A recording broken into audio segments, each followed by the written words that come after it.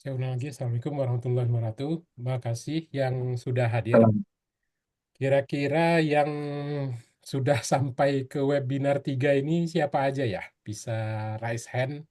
Saya ingin tahu sudah berapa banyak yang eh, sampai ketiga gitu ya. Oh, ada Mas Cahyo, Mas Egi, Mas Gary. Oh, Tapi Mas Riko, Sir. Eh, Kayaknya yang lain juga deh. Ya. ya, Hamzah, Yahya, Ah, Mbak oke. Devi nih, Arisa Gita. Terima kasih ya udah hadir. Eh, kita baru sampai setengah perjalanan karena dari ada enam ini ya eh, webinar. Kita ada 6 webinar. Nah, saya coba share dulu.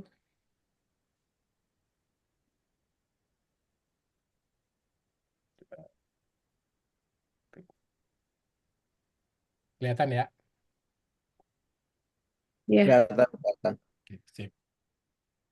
Oke, webinar ketiga ini Finding Your Winning Content.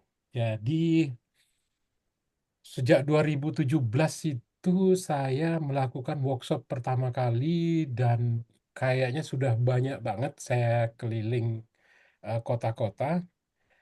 Ini baru pertama kali saya bikin webinar dengan tema yang agak lain dari biasanya. Jadi ini belum pernah ya, belum pernah saya lakukan. Sama seperti yang pertama. Yang pertama itu knowing your brand personality. Itu juga belum pernah. Itu kemudian dua ini saya buat karena saya melihat bahwa pengalaman pada saat menghandle klien, kemampuan kita mengetahui brand personality itu ternyata penting banget. Dan kita bisa mengetahuinya itu setelah melakukan proses assessment yang cukup panjang gitu kan ya.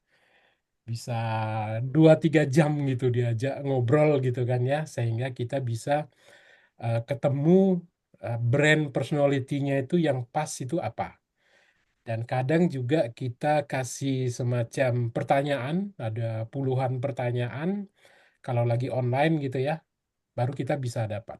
Nah, kebetulan saya belajar juga dengan konten kreator yang lain. Jadi selain saya sharing begini, saya juga rajin ya ikut webinar konten kreator yang memang mereka jago-jago dan biasanya masih anak muda di bawah 30 tahun semua rata-rata. Jadi antara 20-30 tahunan gitu.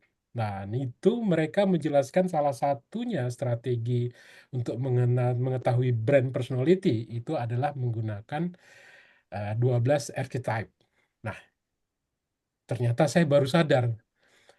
Saya juga walaupun tidak tahu namanya, tetapi mendefinisikan brand personality-nya itu mirip-mirip dengan yang ada di 12 archetype. Yang ini adalah materi umum banget buat anak ilmu komunikasi sama psikologi gitu ya. Itu umum banget. Nah, itu yang kemudian saya masukkan di webinar ini yang pertama. Dan yang kedua ini saya melihat bahwa perjalanan membantu banyak klien di 2024 kemarin, ternyata kita menemukan sesuatu yang menarik. Ada konten-konten yang mendadak dia bisa tinggi. Views-nya, termasuk juga engagement-nya, ya yang nge-like, yang komen, yang nge-share itu tinggi sekali. Dan kemudian saya baru tahu setelah ikut webinar anak-anak muda konten kreator itu namanya winning content. Yang kalau konten tersebut itu sudah menemukan personality-nya, brandingnya dan sudah kuat, sehingga kalau dia membuat konten yang hampir mirip, maka rata-rata views-nya juga tinggi. gitu kan ya. Makanya itu juga kemudian saya bikin di bukunya saya bikin, kemudian di webinar ini juga saya bikin. Nah, sebelumnya itu saya belum pernah melakukan workshop seperti itu. Saya pikir ini sangat penting dan sangat krusial gitu kan ya. Karena ternyata pada saat kemarin kita menghandle banyak caleg gitu kan ya, banyak pilkada, kita mencoba menemukan winning content yang saat itu saya nggak belum tahu namanya gitu. Nah, ini saya ingatkan lagi bahwa kita ada 6 tahap dan semuanya ini saling berhubungan. Yang pertama yang udah kita lewat tuh knowing your brand personality. Kemudian kemarin sebelumnya itu Mas Alwin yang udah 3 tahun lebih bareng saya menghandle klien-klien Katapedia. Beliau menyiapkan digital content plan karena di dalam digital content plan ini itu yang paling banyak dibahas sebenarnya adalah personal brandingnya, branding personality-nya, sehingga kita bisa membuat apa yang disebut home message atau umbrella message. Itu yang menjadi dasar untuk membuat uh, pilar konten. Mungkin pada saat kemarin gitu ya, teman-teman kalau yang belum terbiasa dengan istilah-istilah di digital marketing, kayaknya bakal pusing kepalanya gitu kan ya, karena begitu banyak istilah digital marketing yang digunakan Mas Alwin, waktunya pendek 2 jam, sehingga dia tidak bisa menjelaskan satu persatu istilah itu, dia anggap udah paham semua, sehingga saya mohon maaf kalau ada yang kurang paham, saran saya di googling aja atau tanya JetGPT apa terminologi yang telah beliau jelaskan, gitu kan ya. Nah, hari ini kita masuk ke finding. Jadi setelah dibikin content plan lalu dijalankan, maka dalam perjalanan tersebut membuat konten-konten setiap harinya secara konsisten, kita berharap bisa ketemulah winning kontennya. Nah, itu moment of the truth yang luar biasa gitu kan ya. Kalau sampai akun kita itu bisa menemukan uh, winning kontennya, itu luar biasa. Itu luar biasa dan peluang untuk mendapatkan uh, return money dari konten-kontennya itu juga akan sangat besar. Jangan tanya lah berapa yang didapatkan dari tim digital Kang Deddy Mulyadi misalkan ya dari konten-konten tersebut. Itu luar biasa gedenya. Nah, itu mendapatkan winning content. Nah, setelah saya nanti minggu depan itu impactful content production. Nanti yang ngisi adalah konten kreator Katapedia. Itu Mas Sandi, anak UI, informatika. Nah, informatika yang dia sudah bikin konten itu ribuan sekali, banyak banget konten yang dia buat gitu kan ya. Dan konten-konten dia yang membuat klien-klien Katapedia itu bisa mendapatkan winning content dan cukup viral. Nah, itu pekan depan kita belajar, lalu pekan berikutnya lagi nanti saya lagi. Ini ada tahapan branding. Kalau yang ini tahapan branding, ini biasanya umum. Jadi setiap workshop selalu ada. Ini sudah materi wajib lah ya. Ini sudah materi wajib harus dibuat sehingga bisa paham betul dari yang bukan siapa-siapa itu menjadi seseorang yang luar biasa dengan hanya menggunakan sosial media. Medianya sosial media. Soalnya dia tidak hanya pakai sosial media, dia juga harus turun ke lapangan gitu kan ya. Nah, yang terakhir sebenarnya ini bonus ini ya, monitoring your brand reputation. Ini bisnis lama yang saya sudah tinggalkan, sekarang saya mulai lagi. Itu adalah untuk media monitoring. Jadi saya akan memperlihatkan lagi. Ada tim saya yang khusus untuk media monitoring nanti yang akan memperlihatkan fitur-fitur apa yang cukup bermanfaat untuk mengukur brand kita, reputasi kita, sentimen, dan segala macam, termasuk juga punya pesaing. Nah, ini penting kalau terjadi kontestasi, jadi pertarungan, ya, pertarungan baik di caleg, kita akan cek caleg-caleg yang terkuat di dapil kita, begitu juga urusan pilkada. Nah, ini saya pakai lagi karena mulai minggu depan saya menghandle pilkada. Jadi ada pilkada yang saya handle itu karena di daerah tersebut petahana bisa dikalahkan oleh kotak kosong. Sehingga sekarang dikocok ulang ya. Jadi pilkadanya dilakukan ulang itu tanggal 27 Agustus 2025. Sekitar 4 bulan lagi. Ya mudah-mudahan saya bisa membantu beliau sehingga bisa jadi wali kota.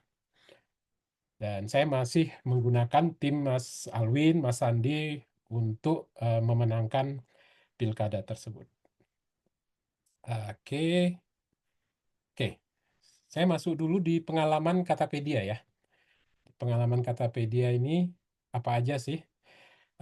Izin saya share nanti videonya sampai lengkap agar kemudian teman-teman yang hadir tahu kira-kira ini yang menjadi winning kontennya apa ya. Jadi bisa nebak-nebak gitulah. Kita coba ya. Nah, ini adalah Profesor Rida. Jadi sebelumnya saya sudah jelaskan juga beliau. Beliau ini dokter bedah saraf. Kemudian saya buatkan gerakannya berdasarkan dari pekerjaan beliau. Lalu kemudian kita handle di akhir Januari 2023. Ya, kita mulai handle di 2023 Januari. Dan winning kontennya itu diperoleh 3 bulan kemudian ternyata di bulan Aprilnya gitu ya. Ini Februari, Maret, April di bulan Februarinya. Ini saya bisa perlihatkan. Ini kenapa nggak bisa dicek videonya ya?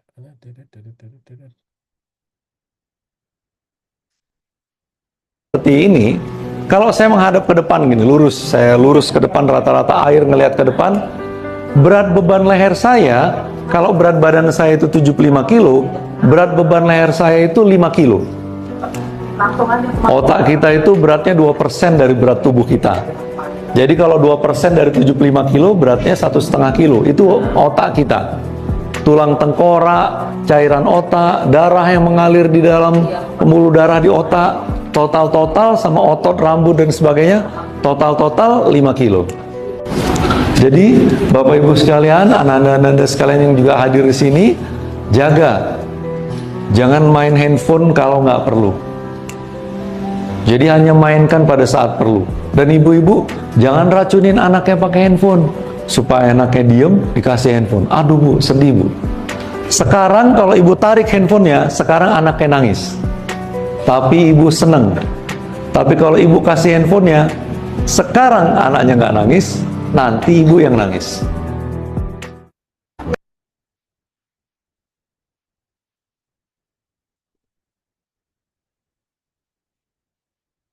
Nah, itu winning konten yang pertama. Dan itu kita bisa lihat bahwa kontennya di ujung itu eh, bicara sangat emosional.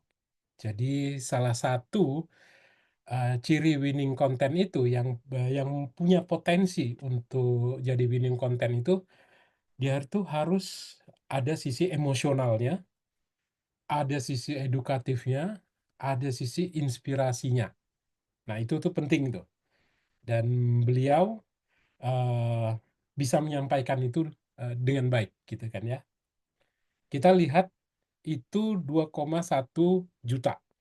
Lalu eh, mungkin sekitar sebulan 2 bulan setelah ini sebenarnya banyak kontennya yang tinggi-tinggi ratusan ribu itu banyak. Cuma saya pilih yang jutaan aja. Kalau kemudian dia bicara tentang handphone dan ada permasalahan gitu kan ya, itu biasanya langsung tinggi. Kita cek yang ini. Main handphone sambil rebahan, boleh nggak sih? Ibu-ibu, siapa yang sering lihat anaknya fokus main handphone sambil rebahan? Atau malah mungkin ibu yang sering melakukan seperti itu ya? Nah, ini realita namanya. Realita. Hati-hati ya, karena dampaknya juga ada bagi kesehatan tubuh kita. Kelihatannya itu tidak mengganggu buat tulang belakang, khususnya bagian tulang belakang bagian leher kita. Karena kesannya dengan tidur posisi telentang, maka tulang belakang bagian leher kita cenderung tidak tertekuk. Nah, problem utamanya ada pada mata sebenarnya. Ya, kalau dalam kondisi yang seperti itu, maka kita cenderung untuk bisa menjadi rabun jauh karena terus melihat dekat. Itu yang pertama. Tapi yang lebih berat, sebagaimana yang pernah saya jelaskan di video saya yang sebelumnya, itu bahkan bisa mengalami kebutaan kalau seandainya main handphonenya dalam kondisi ruangan yang gelap, kemudian cahaya lampu handphone yang begitu terangnya akan mengakibatkan gangguan dari pupil, sehingga pupil cenderung melebar dan merusak papil ujung dari saraf penglihatan. Jadi cukup harus bijaksana untuk bisa menggunakan handphone pada saat yang tepat, sesuai dengan kebutuhan kita. Keep healthy.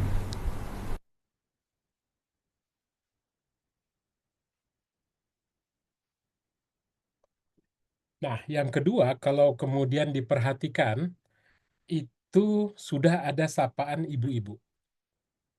Itu berarti audiensnya itu lebih ke banyak ibu-ibu. Itulah sebabnya kenapa kita penting sekali untuk melakukan analisa terhadap orang-orang yang menonton video-video kita sebelumnya. Di konten Prof. Rida ini, yang menonton videonya itu ketahuan. Itu dari gender wanita. Itu gede sekali. Hampir 70%. 60 sekian gitu ya. Hampir 70%. Dan kita cek usianya. Ternyata usianya itu usia 25 sampai 45. Usia-usia ini adalah ibu-ibu yang memiliki permasalahan dengan anak-anaknya, dengan handphone gitu kan ya. Maka kemudian itu yang kita sapa. Begitu kita sapa, maka dia langsung dapat perhatian daripada ibu-ibu dan akan ditonton sampai selesai. Narasinya harus bagus sehingga orang mau terus menontonnya sampai selesai. Kalau ditonton sampai selesai, maka algoritma dari IG, TikTok, Facebook itu memperlihatkan bahwa ini konten bagus. Dan kalau ini konten bagus, maka dia akan bantu share ke orang-orang yang diperkirakan juga suka dengan konten tersebut, yaitu ibu-ibu usia 25 sampai 45. Dan penyebarannya tentu tidak kita batasi. Sengaja saya tidak membatasi penyebarannya, karena setelah konten winning ini berhasil, saya mau cek di kota-kota mana saja konten-konten Prof. Rida ini ditonton. Sehingga begitu saya tahu kota-kotanya, maka kemudian saya mengirim Prof. Rida ke kota-kota tersebut untuk bikin seminar, terutama buat anak-anak sekolah. Gitu kan ya. Nah, kalau diperhatikan juga teknik untuk editing videonya itu diusahakan di setiap 3-5 detik itu scenes-nya berubah. Dipindahin, diganti gitu kan ya. Agar orang tidak bosan dan bersedia untuk nonton terus. Nah, ini yang agak lama juga masih di seputar tentang handphone, di gerakan gadget sehat, dan permasalahan. Jadi, yang lalu dimunculkan permasalahan. Ini permasalahan ini yang mengandung emosional. Ini yang membuat orang akan tetap terus menonton dan itu menjadi winning content. Kita coba lihat. Saya pernah mendapati seorang siswa SMP yang kelas 7 orang tuanya sudah datang bahwasanya anaknya itu tidak ke sekolah ketagihan gadget. Dia ambil paket malam di warnet ketika itu, dia tidak pulang sampai pagi. Di kelas 8 orang tuanya datang lagi dok dengan menunjukkan ciri-ciri anaknya. Anaknya itu punya gerakan-gerakan refleksi kecil di sekitar wajah. Seperti itu dok. Di sekolah saya pantau memang ada gerakan-gerakan itu dok. Di akhir semester kelas 2 anak itu sudah tidak lagi bisa untuk masuk sekolah karena orang tuanya sudah angkat tangan. Ada saya ketemu di lampu merah, saya nampak anak itu dalam keadaan tidak baik-baik saja. Nah, apakah gerakan-gerakan kecil itu juga termasuk kerusakan saraf yang di leher tadi? Apa yang terjadi ketika anak-anak itu main handphone? Bisa terjadi, apalagi kalau dia tadi seperti yang Ibu sampaikan, dia ambil unlimited ya, paket malam yang tidak terbatas itu, akibatnya apa? Dia kurang tidur, oksigen ke otaknya kurang, akibatnya otaknya mulai mati sel sarafnya. Semakin sering dia lakukan itu, semakin banyaklah sel sarafnya yang mati. Apa yang bisa terjadi? Bisa yang seperti tadi Ibu bilang ada gerakan-gerakan yang nggak terkontrol di wajahnya, bisa sampai nggak bisa mikir apapun. Saya pernah Oke, nah itu selanjutnya banyak sekali, cuma tidak setinggi yang ini. Yang lain itu 500, 700 ribu, 800 ribu gitu kan ya. Saya ambil contoh yang tinggi-tinggi ini aja. Ini terkait dengan pekerjaan kandidat. Jadi pekerjaan kandidat ya. Ini terkait dengan pekerjaan kandidat. Saya gali bagaimana konten yang harus dia buat, lalu kemudian itu bisa jadi winning content. Next-nya ini adalah caleg sebenarnya ya. Ini caleg dan beliau punya winning content yang pertama beliau dapatkan itu sebenarnya terkait dengan kuliner. Jadi beliau ini di Jateng 4, daerah Magelang, itu ada dua hal sebenarnya yang dia sukai. Itu adalah kuliner sama kemudian jalan-jalan ke tempat wisata. Dua-duanya dapat winning content gitu kan ya. Cuma memang yang lebih tinggi adalah yang untuk kulinernya. Kita lihat bagaimana beliau menarasikan kuliner sehingga orang tertarik untuk melihatnya terus. Es Murni Magelang ini seminggu, 2 minggu setelah dia ini viral. Jadi ini yang saya ambil di TikTok ya. Tapi yang kalau di IG itu jutaan. Di IG itu jutaan. Karena kalau di TikTok kita nggak iklan. Tapi begitu kita lihat di TikTok itu cukup tinggi, nah di IG-nya kita bantu iklan. Iklannya nggak banyak-banyak, 100 ribu, 200 ribu gitu. Itu langsung meluncur, melejit sangat tinggi. Karena memang kontennya menarik. Akibatnya 2 minggu kemudian, itu si ibu yang punya Es Murni Magelang bercerita bahwa ada 2 bis ibu-ibu pengajian dari Jakarta khusus mampir ke tempat dia.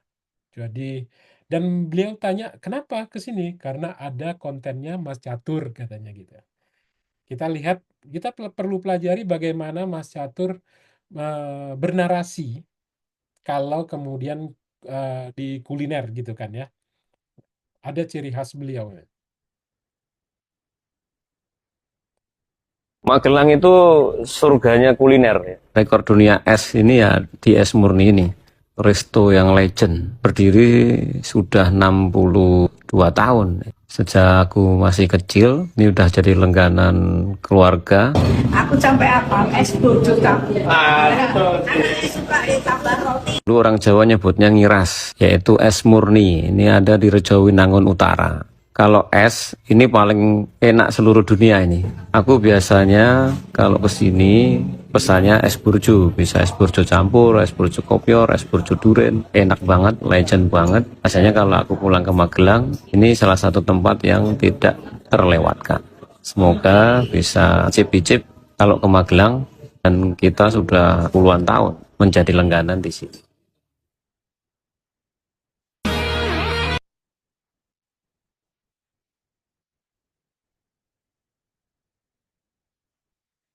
Nah gitu ya. Kelihatan kan bahasa beliau, legend terenak di dunia. Pokoknya cukup lebay sebenarnya.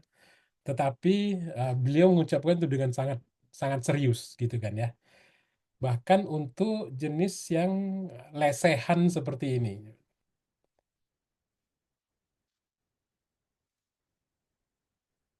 Sedulur-sedulurku, kalau melintas di Magelang pada malam hari dan lapar, jangan bingung. Karena di Magelang ada soto yang khas, yaitu nasi lesah. Nasi lesah yang cukup terkenal di sini adalah nasi lesah Pak Badut. Letaknya di timur Pasar Rejowinangun. Kalau dulu kita menyebutnya di Keplekan, di Jalan Singosari. Soto lesah ini khas Magelang, yang santannya kuning, tidak pekat, juga tidak encer, dan aroma rempahnya sungguh maknyos. Ditambah lagi dengan lauk pauk yang semua panas karena disiapkan setelah ada pesanan. Tempe mendoan, daging, sate, sampai dengan tahu bacem suwir. Aroma rempahnya dan sayurnya di dalam soto lesah ini sangat-sangat membangkitkan selera. Jadi jangan lupa mampir di nasi lesah Pak Badut, Kota Magelang. Bila hati resah, makan nasi lesah.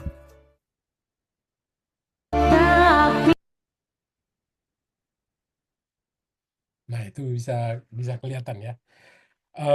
Sebenarnya yang ngambil videonya ini supir beliau. Jadi yang satu orang supir beliau gitu kan ya. Kita arahin dari sini, dia ngambilnya itu cukup sedikit tetapi lengkap. Sehingga pada saat kita editing, kita bisa sesuaikan narasi Pak Caturnya dengan foto-foto yang video-video yang sesuai gitu. Hanya saja memang kita request Pak Catur, tolong supirnya dikasih iPhone 13 gitu. Sehingga gambarnya jadi cukup bagus gitu kan ya. Nah, ini ada satu lagi, saya kasih contoh. Pagi ini adalah pagi yang istimewa karena setelah minggu yang lalu 2 kali gagal karena penuh, pagi ini bisa kembali nyicipi sop snerek di warung Bu Atmo. Ini warung sangat legend, ini udah 60 tahun lebih. Karena waktu saya kecil diajak bapak saya, ini sudah ada warung. Sop snereknya itu juara betul. Karena kaldunya itu tidak bening seperti yang lain, tapi kaldu yang dengan racian sendiri. Di sini ada pilihan daging atau babat, dan pasangannya adalah es beras kencur, segar, sehat, mantap. Tapi kalau yang ingin menu lain juga banyak. Kalau kesini jangan terlalu berharap, karena penuh terus, karena antri-antri, karena bangkunya hanya sedikit dan peminatnya banyak, terutama dari luar kota. Jangan lupa kalau ke Magelang mampir di warung Bu Atmo Snerek Legend di kawasan Jendralan sebelah barat alun-alun. Maknyos sekali. Apa? Nah, jangan lupa itu harus selalu pakai call to action ya terakhirnya. Tetapi jenis winning content dari Mas Catur yang paling tinggi itu justru dari penggunaan dia bahasa Jawa. Ini tinggi sekali, baik di IG juga tinggi sekali. Ini semuanya di TikTok.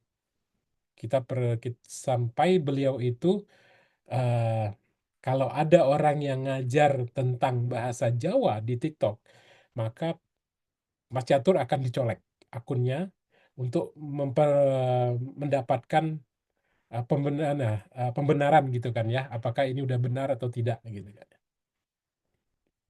Awalnya ini kita tidak desain, tapi pada saat kita ngobrol, jadi di awal-awal kita handle klien, ada satu hal yang kita lakukan itu, yang wajib itu adalah kita melakukan vlog atau tanya jawab.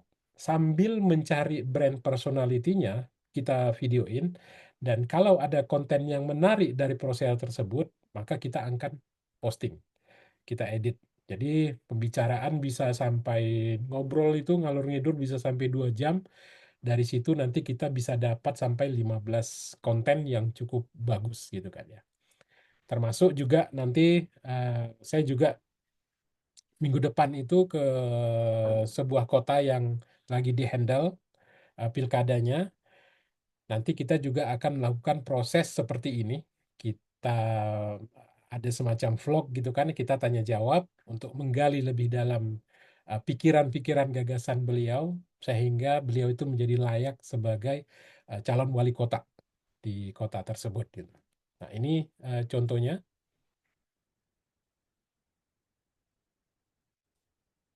Di Inggris tuh kalau beras tuh ya rice saja, rice gitu.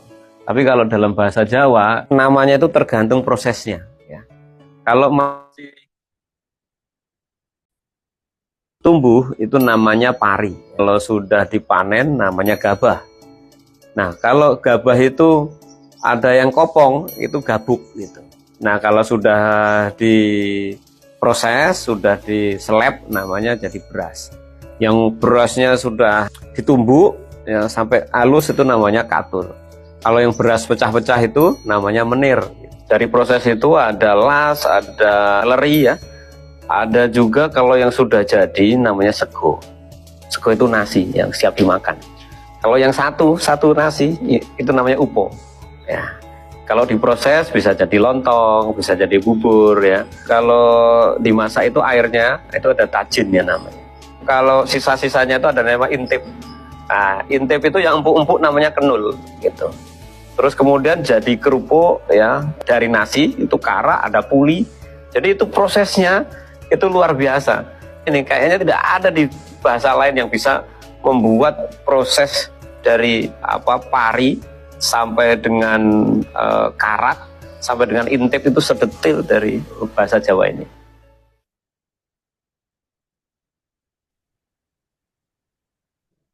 Nah, saya tuh agak cerewet ya. Saya agak cerewet itu kalau setiap dia menjelaskan satu kata, itu saya minta fotonya harus ada, videonya harus ada. Sehingga yang nonton itu langsung dapat gambaran. Kalau dia bicara tentang satu istilah yang kebanyakan penontonnya bukan orang Jawa, itu langsung paham. Oh, ini yang dia maksud, ini maksud. Nah, itu saya agak cerewet sama tim itu, sehingga eh, hasilnya itu jadi akan lebih bagus. Nah, ini tentang jatuh. Masih di Kalau dalam yang bahasa sama ya? Jawa, nama jatuh itu tergantung Ujungnya kan sama. dari penyebabnya dan posisinya. Kena pukulan tertentu yang keras, dia jauh namanya kontal. Kalau jatuhnya itu ke belakang itu ngeblak, jatuhnya terduduk, deprok. Kalau seluruh badan itu delosor. Ada yang karena sebab ya, kesandung, keserimpet, kejiret, ada juga kejengkang, ada lagi gelundung ya. Itu kalau kita hitung-hitung itu hampir 20 itu. Jadi betapa detail dan betapa banyaknya bahasa itu menandakan bahwa budayanya sudah lama sekali dan yang dikerjakan itu sangat perfect. Itulah salah satu kebanggaan kita orang Nusantara. Salah satunya adalah budaya Jawa dengan bahasanya yang begitu luhur, begitu detail, dan banyak orang itu begitu disebutkan langsung ngerti, oh jatuhnya itu karena apa.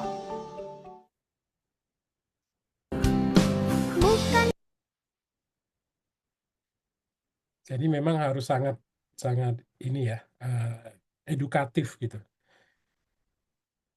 Bahkan hal yang menarik itu kata mereka ternyata nggak ada dalam di bahasa Jawa gitu ya.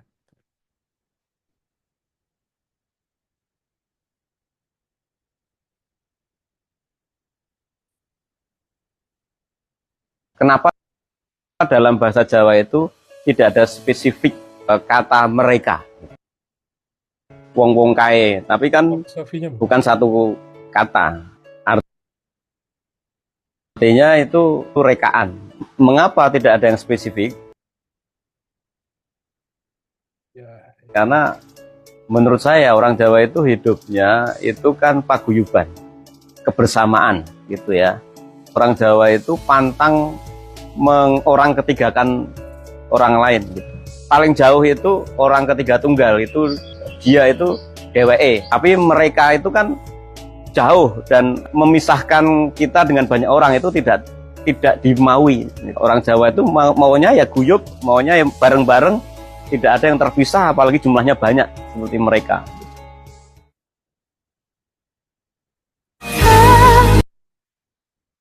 Jadi kalau ingat brand personality, salah satunya itu adalah yang Sage. Jadi beliau ini wisdomnya cukup tinggi lah ya.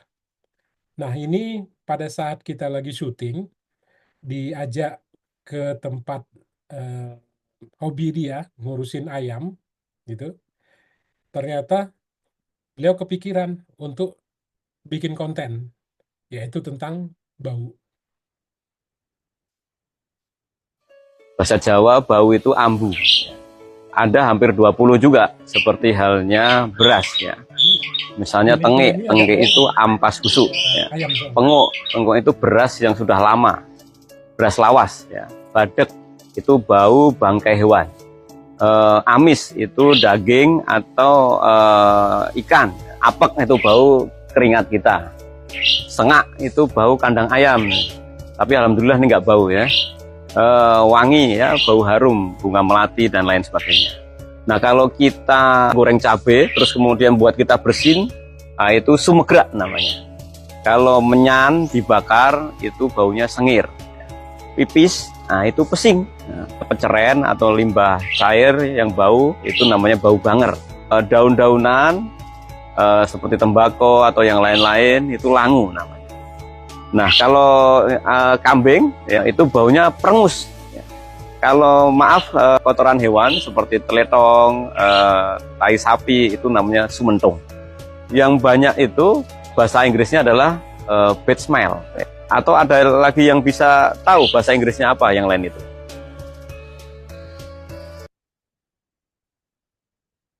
Nah, ini agak beda. Begitu videonya tidak banyak scenes yang berubah. Dan tidak aja banyak gambar juga yang perjelaskan tentang apa yang beliau bicarakan. Karena nggak etis lah memperlihatkan foto-foto dari yang dia sebutkan itu, gitu kan ya. Tetapi kenapa masih tinggi, walaupun tidak setinggi yang lain, karena memang orang masih sangat tertarik untuk mengetahui lebih dalam informasi yang beliau sebutkan. Nah, itu dari Mas Catur.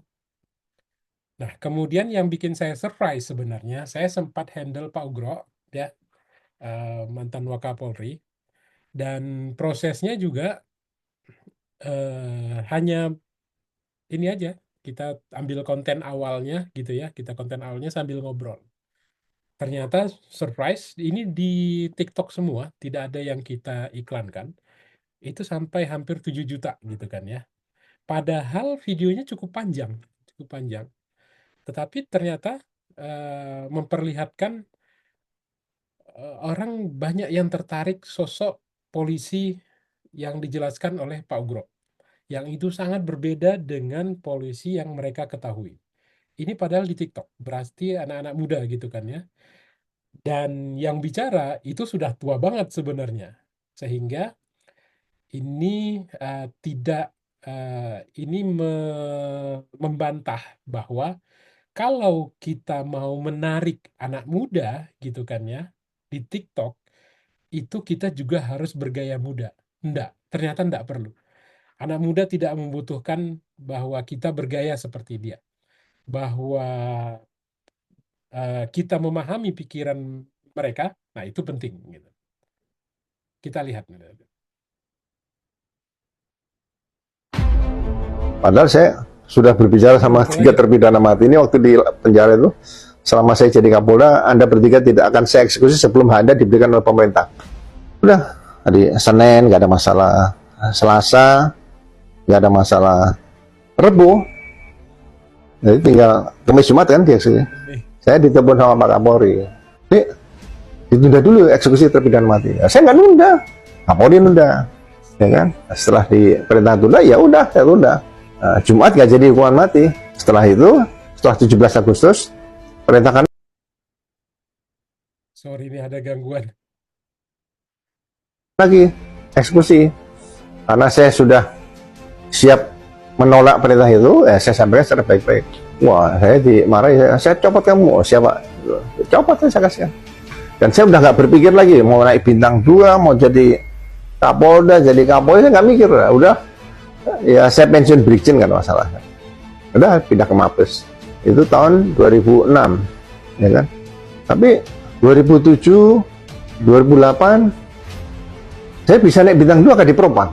Kan itu kan dari mana saya Saya berbeda pendapat sama pimpinan saya Kapolri, tapi saya 2008 saya pindah naik bintang 2 di Propam, ya kan? 2009 saya Kapolda Sumut. 2010 saya pindah jadi kepala lembaga pendidikan. 2011-12 Kabarkam. 2013 pertengahan saya jadi Wakapolri loh. Padahal saya sudah berbeda pendapat, gitu loh. Jadi polisi harus punya pendirian terhadap komitmen terhadap tugasnya. Mungkin orang nggak percaya Tuhan itu tidak tidur. Itu harus percaya, setiap polisi harus percaya. Jadi kalau kita berpegang pada hak asasi manusia, berpegang pada nurani kita, udahlah sebelum kamu melangkah ya tanyakan sama hati nurani. Tanggal 14 Februari 2000 beliau di caleg Nasdem. Cuma nggak kepilih. Menang di sosial media. Kalau di Sumatera Utara itu agak lain ceritanya. Saya sudah jelaskan beliau.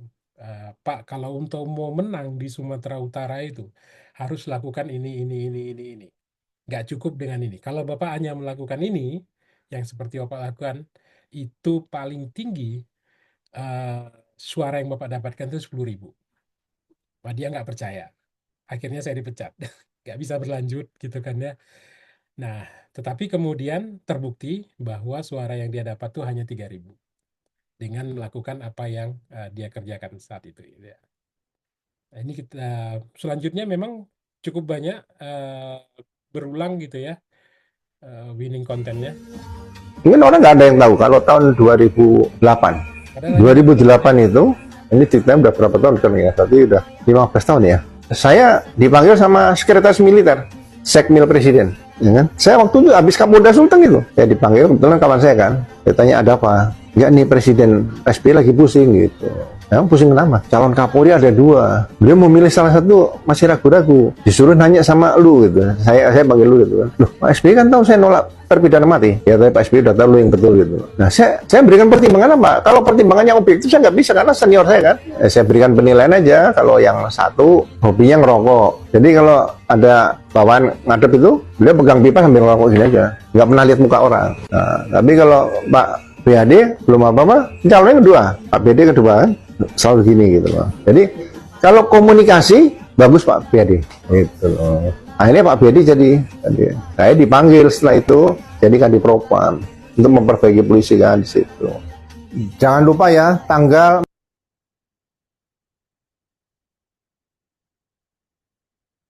kita bisa lihat cukup tinggi juga. Pencopotan Sudarsono konten Mangidi stage dari ya. jabatan camat adalah buntut dari Jadi ia apa yang menangani di kasus Guru frame itu Supriyani. coba Tanggapan ketua gimana nih? kalau seorang camat mengantar Ibu Supriyani, salahnya di mana? Kan kalau misalnya Bupati melihat ada APIP di situ, ada mungkin inspektorat atau sekda, dipanggil dulu, diperiksa dulu. Pasalnya apa? Kalau dicopot itu bukan mencopot apa ya, roda kendaraan, bukan. Kalau aparat pemerintah itu mungkin istilahnya dinonaktifkan dulu, diperiksa. Bukan langsung dicopot. Kalau terbukti baru dicopot. Jadi menurut saya tindakan Bupati tadi sangat terburu-buru, ya kan? Kalau istilah sekarang itu bukan cawe-cawe, itu namanya ugal-ugalan, ya. Sehingga perlu kedewasaan Bupati untuk berpikir, bertindak sebelum mengambil keputusan seperti itu. Jadi jangan ada kesan otoriter atau kekuasaan seperti itulah. Jadi sama-sama kita memberikan pelayanan kepada masyarakat, pelayanan kepada anak buah dan sebagainya. Itu yang selalu saya sampaikan, bahwa tindakan pencopotan itu adalah tindakan yang kurang tepat sebelum dilakukan penonaktifan, kemudian didengar keterangan dulu.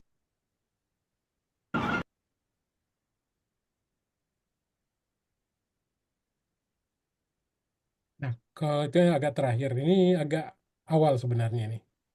Yang ini.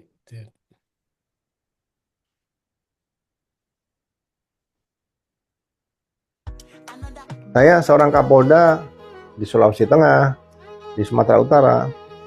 Dari jam 8 malam sampai jam 1 malam, kadang-kadang ya jam 2 masyarakat datang. Jadi kalau masyarakat punya masalah dengan polisi, dengan aparat yang lain itu bisa ngadu sama kita di rumah.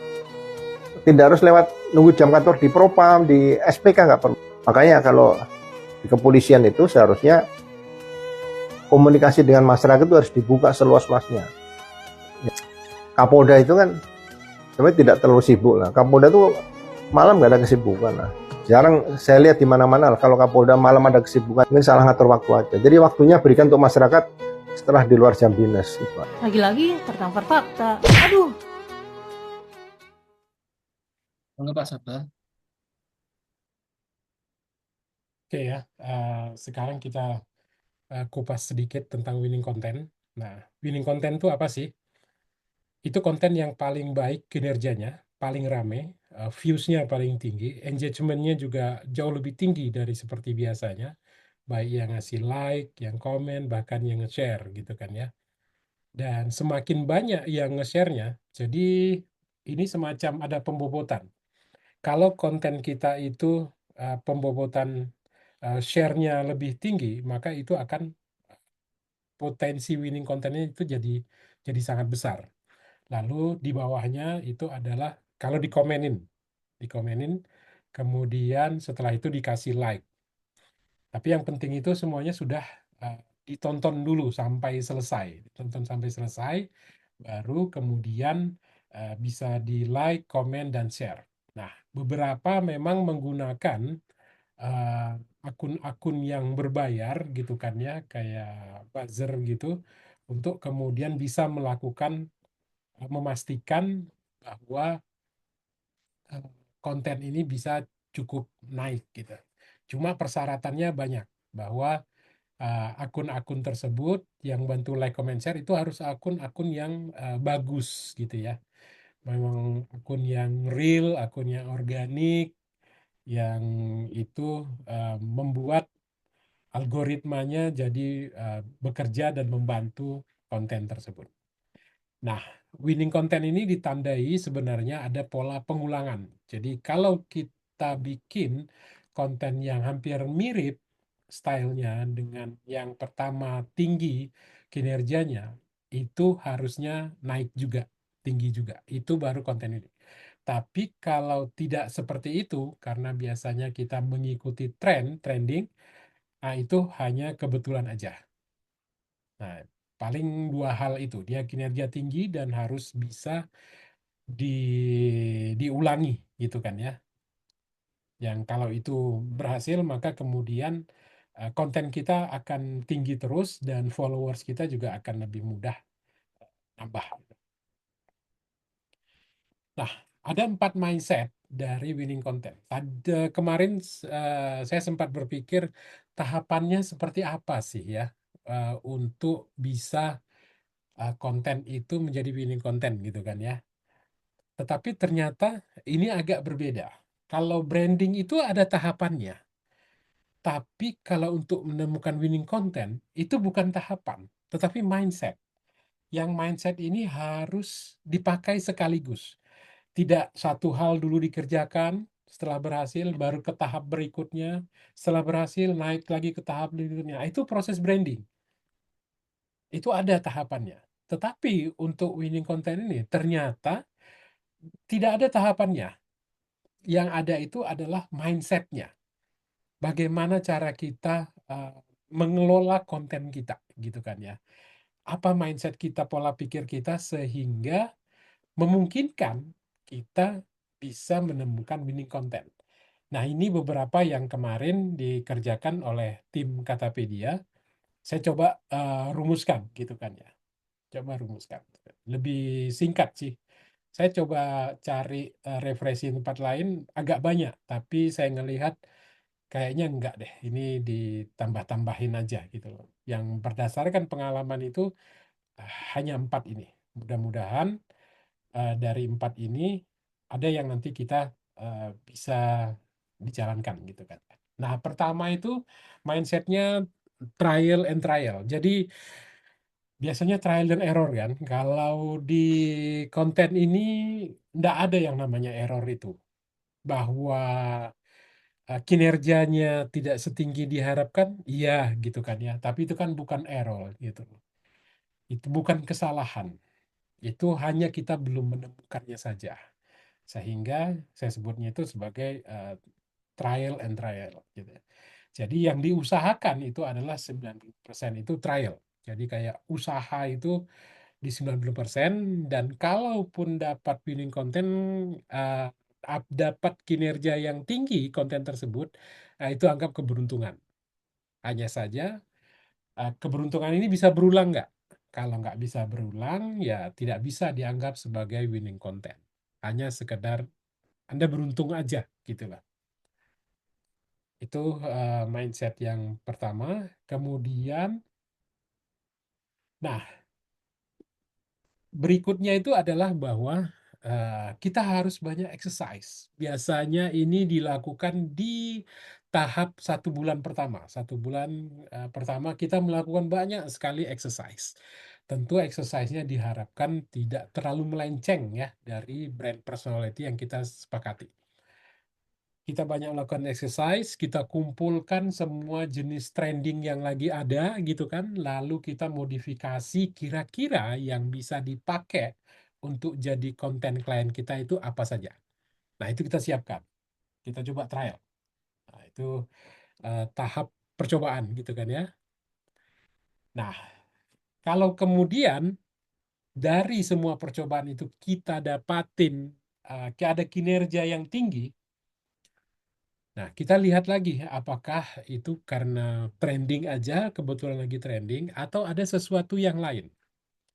Misalnya kayak sempat yang pertama saya tampilkan, yang termasuk juga yang kedua, itu caleg Dharma Putra Rangkuti gitu ya. Itu pertama kali sebenarnya adalah kebetulan ya, day in my life. Pada saat itu memang lagi trending sangat tinggi, a day in my life, sehingga beliau kena imbasnya, dan uh, prosesnya juga, produksinya itu cukup bagus gitu kan ya, sehingga orang mau menonton sampai selesai 1 menit itu. Di Facebook sendiri itu ditonton sampai 4,3 juta, dan itu menyebar di seluruh Indonesia, walaupun yang tertinggi itu ada di Sumatera Utara gitu kan ya. Sekitar 60%-nya di Sumatera Utara, selebihnya itu uh, ada di kota-kota yang lain. Nah, cuma berikutnya begitu dibuat a day in my life berikutnya itu nggak naik, karena memang aktivitas yang a day in my life berikutnya itu tidak sepadat dan tidak sesuruh yang pertama. Dan sepertinya saya ngelihat kalau kemudian kontennya Pak Dharma itu uh, ada memperlihatkan kesibukannya, nah itu lumayan tinggi. Hanya saja pada saat itu uh, sudah bukan tim saya lagi yang menghandle.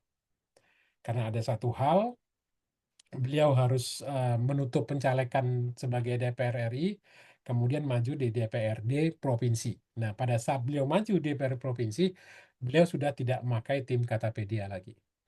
Nah, begitu dibuat, saya lihat bahwa konten-konten yang memperlihatkan kesibukannya itu cukup tinggi. Hanya saja secara editing masih kurang, sehingga tidak setinggi yang A Day in My Life yang versi pertama. Nah, yang lain-lainnya, konten yang lainnya masih kurang bagus gitu kan ya. Belum ketemu winning kontennya. Nah, berikutnya kita bisa mengetahui pola kalau kita punya alasan dan analisa yang kuat gitu kan ya. Jadi setiap konten tuh harus dianalisa. Sama yang pernah diajarkan oleh Mas Alwin di webinar kedua. Secara detail dia akan lakukan analisa. Apakah dari sisi message-nya yang tertinggi, dan tertingginya di mana, di platform mana, apakah kemudian dari tipe kontennya. Nah, itu bentuk beda-beda. Apakah format konten, tipe konten, message konten, itu dianalisa. Seluruh konten itu mendapatkan angka berapa. Nah, dari angka-angka itulah kita bisa tahu sesungguhnya alasan orang menonton konten ini menjadi sangat tinggi, sangat banyak, itu apa saja. Nah, alasan-alasan itu yang selalu dikumpulkan dan menjadi bahan untuk membuat konten pen berikutnya. Jadi biasanya kita itu melakukan evaluasi tiap 2 pekan. Tiap 2 pekan kita ukur, kita analisa semua. Biasanya itu analisanya hampir puluhan lembar gitu kan ya, angka-angka. Dari situ kita dapat mana konten-konten yang punya kinerja tinggi, mana yang rendah. Nah, dari yang tinggi itu kita harus tahu alasannya apa. Dari yang rendah kita juga tahu alasannya apa kenapa dia rendah. Dari alasan itulah kemudian kita menyiapkan konten plan 2 pekan berikutnya. Kita akan buat konten ini. Setiap hari ini apa aja gitu lah. Dengan harapan eh, berikutnya setelah dianalisa, kinerja konten kita 2 pekan berikutnya itu lebih tinggi dari sebelumnya. Jadi memang di tim saya itu mindsetnya itu bahwa konten hari ini harus lebih baik dari konten kemarin, dan konten depan harus lebih baik dari konten hari ini. Itu yang harus digali gitu kan ya. Saya tidak mau ada terjadi penurunan. Kalaupun ada terjadi penurunan kinerja, saya harus tahu alasannya harus sangat kuat. Karena ini. Dan berikutnya kita bisa dari alasan tersebut. Biasanya di 1-2 bulan, 1 sampai 3 bulan, saya masih em, memperbolehkan banyak kerendahan dalam eh, konten gitu kan. Tapi yang berikutnya mestinya tim sudah belajar cukup cepat, cukup tahu sehingga konten-konten berikutnya akan lebih lebih bagus gitu kan. Selanjutnya biasanya selain mikirin views, lalu kemudian saya bikin target naikin followers gitu. Nah, mindsetnya itu juga adalah harus sabar dan konsisten minimal 30 konten pertama. Sebaiknya setiap hari dibikin konten. Tapi kalau nggak bisa setiap hari, kalau bisa mungkin hanya 3 kali sepekan, 2 kali sepekan, usahakan di hari yang sama. Dan posting di jam yang sama. Sehingga algoritma bisa membaca ini akun ini cukup konsisten. Gitu ya, cukup konsisten dan mereka bisa mulai mempelajari akun ini sebenarnya terkait branding apa. Nah, sama sepertinya kalau misalkan teman-teman masuk ChatGPT, masukkan eh, promptnya bahwa tolong analisa IG saya ini dalam 30 konten terakhir, itu masuknya personal brandingnya berdasarkan archetype 12 archetype itu apa. Nah, itu dia akan munculkan. Biasanya dia akan munculkan 3 gitu ya. 3 atau 2 lah minimal. Yang pertama ini dominan. Dominannya ini dan dia jumlahnya sekitar 60%. Lalu ada 30% brand personality-nya ini. Ini yang pendukung. Lalu selebihnya eh, masih acak gitu kan ya. Nah, itu perlunya konsisten. Nah, di tahap awal masa trial kita bisa gunakan trending sebagai alat bantu. Ya, alat bantu untuk trial. Kita pakai aja seperti saya sudah jelaskan sebelumnya. Itu mindset pertama, trial dan trial. Jangan lelah gitu kan ya. Bersabarlah gitu. Bersabar. Nah, yang kedua itu adalah market minded. Kalau kemudian teman-teman melihat di webinar kedua, itu selalu didefinisikan audiensnya itu siapa. Usianya siapa, perilakunya seperti apa, misalkan savvy istilahnya ya, anak milenial, Gen Z, dan savvy artinya sangat terkonek dengan gadget gitu kan. Nah itu didefinisikan. Dan kalau di politik, dapilnya mana? Dari dapil ini kemudian digali. Orang netizen di dapil ini, sekian ratus ribu orang atau sekian juta orang, itu gendernya seperti apa, rentang usianya seperti apa, kemudian interestnya seperti apa, mereka tertariknya paling banyak itu akun yang seperti apa, sehingga dari situ kita bisa tahu, oh daerah ini senang nih bercanda-bercanda gitu kan ya, akun-akun terkait guyonan mereka suka, maka kita coba sesuaikan dengan kandidat kita. Tentu dengan catatan beliau masih ada brand personality gesture gitu kan ya. Kalau nggak ada sama sekali ya nggak bisa. Walaupun berat. Walaupun sebenarnya kita masih bisa bikinnya gitu. Kita bisa akalin tanpa dia berlaku seperti pelawak. Dari aktivitasnya itu kita bisa membuat lucu-lucu gitu kan ya. Nah, seperti apa ini mindset market minded? Yang pertama itu pahami target audience. Jadi audiens itu harus kita tahu. Kita analisa benar-benar seperti apa. Lalu disesuaikan dengan brand personality kita. Mungkin tidak hanya satu gitu kan ya. Mungkin ada 3 brand personality. Makanya kita sesuaikan mana yang paling pas. Nah, itu lakukan analisa secara rutin untuk memastikan bahwa konten kita berdasarkan brand personality kita itu memang pas dengan target audiens yang kita tuju. Itu harus ada analisisnya dilakukan. Yang kedua, masih sama, jadi kita agak mengurangi ego, jadi bukan apa yang kita inginkan gitu ya, ingin saya di konten-konten itu, tapi lebih apa yang mereka inginkan. Audiens kita itu apa yang lebih cocok, mereka lebih suka. Itu juga bisa dilihat dari banyaknya trial yang kita lakukan, itu akan ketahuan sebenarnya audiens kita itu minatnya di mana gitu kan ya. Kalau di politik agak ribet karena ada dapil. Sehingga kita harus kompromi sedikit. Tidak bisa kita hanya menargetkan saya hanya mau audiens yang seperti ini. Itu terlalu sempit nanti khawatirnya. Tetapi kalau bukan politisi itu jauh lebih mudah karena sifatnya global gitu kan ya. Pengguna netizen sosial media, pengguna sosial media di Indonesia ini 193 jutaan gitu kan ya. Itu meta aja. Jadi pengguna sosmed Facebook dan IG. TikTok belum dihitung gitu. Belum dihitung. Nah, itu udah cukup gede. Kalau dihitung sama TikTok ya bisa luar biasa. Jangan-jangan seluruh orang Indonesia ini punya akun sosial media. Nah, kalau kita kemudian targetnya seluruh Indonesia gitu kan ya, kali aja yang mendengarkan webinar ini ada yang mau jadi presiden gitu kan ya, berarti targetnya seluruh Indonesia. Nah, dia ambil fokus interest tertentu aja, itu udah sangat luas. Target misalkan, target saya adalah ibu-ibu yang suka masak, gitu. Atau bapak-bapak yang suka mancing, atau guru-guru atau orang-orang yang ingin belajar ngaji gitu. Itu gede sekali. Itu gedenya luar biasa gitu kan ya. Karena marketnya Indonesia. Nah, kalau di politisi lebih repot sebenarnya.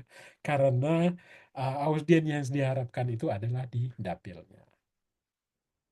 Nah, konsepnya adalah semakin paham audiens, maka konten kita itu akan semakin relevan. Dan kalau semakin relevan, maka semakin besar peluangnya menemukan winning content. Ya, ya ini sederhana lah. Nah, intinya itu kita pahami audiens kita yang jadi segmen market kita, lalu bangun koneksi. Intinya itu aja sebenarnya, gitu kan ya. Semakin jelas kita audiensnya, semakin mudah kita bangun koneksinya. Kalau di bisnis namanya buyer persona ya, buyer persona gitu lah. Jadi jelas kalau kita bisa mendefinisikan audiens kita dari dia bangun tidur sampai dia tidur lagi seperti apa perilakunya, maka itu sudah sangat detail, itu sangat bagus. Next, oh ya, buat calon politisi butuh bikin peta audiens ya di dapil Anda. Itu segmennya usia berapa, terkait demografi, terkait usia, terkait interest, itu harus dibuat segmen khususnya. Nah, kalau ini nggak perlu sekarang lah ya, mungkin nanti bisa 2 tahun sebelum pencoblosan masih memungkinkan. Siapa tahu ternyata peta audiens netizen di dapilnya itu berubah. Biasanya sih jarang berubah gitu loh. Jadi kalau mau dari sekarang juga enggak apa-apa. Nah, itu mindset yang kedua. Kita masuk mindset yang ketiga. Ya, ini adalah membangun followers. Bahwa akan beda kalau kita mulai dari nol gitu ya, mulai target 1.000 follower, lalu kemudian 10.000. Biasanya saya gitu, oke, mungkin tahap awal karena waktunya kurang cukup, em, biasanya klien-klien itu sudah ada lah ya 1.000-an. Jadi tinggal naik. Kita oke targetkan 10.000. Dari 10.000 saya minta naikkan jadi 25.000. 25.000 oke targetkan naik 50.000 sampai kemudian 100.000. Tapi itu juga saya melihat dapilnya di mana. Nggak bisa saya memaksakan bahwa netizen di dapil tersebut tuh 500.000. Tapi saya pingin dia followernya 500.000. Enggak lah. Biasanya itu sampai 20%-nya dari di netizen yang didapil. Jadi kalau ada 500.000, 100.000 itu udah keren lah. Itu udah bisa ngasih efek ya. Ngasih efek ke buat yang bukan followersnya. Nah, saya harapkan bangun followersnya secara organik ya. Jadi agar kemudian kita benar-benar paham followers kita itu siapa aja. Nah, gitu. Jadi cara mengenali diri itu adalah, kan ada istilah branding itu adalah apa yang dibicarakan orang lain tentang kita. Nah, kita juga ingin tahu branding kita itu sebenarnya disukai oleh followers seperti apa. Nah, itu. Nah, diharapkan followersnya itu sesuai dengan target audience. Jadi, kita sudah bikin rancangan, kita akan target audiens ini. Tetapi ternyata followernya bisa beda. Nah, itu berarti ada kesalahan dalam eksekusi konten. Nah, jangan sampai seperti itu. Nah, di tempat saya ada pengharaman, jangan sampai ada beli followers. Ini biasanya kandidat-kandidat yang memang followersnya udah banyak, kita cek, ternyata uh, followersnya ada dari Rusia, ada dari Pakistan, ada luar biasa ini kan. Nah, saya harap kalau bisa dihapus-hapusin, dihapus-hapusin aja, nggak itu uh, pengaruh juga. Karena kita akan kesulitan menganalisa nanti sesungguhnya.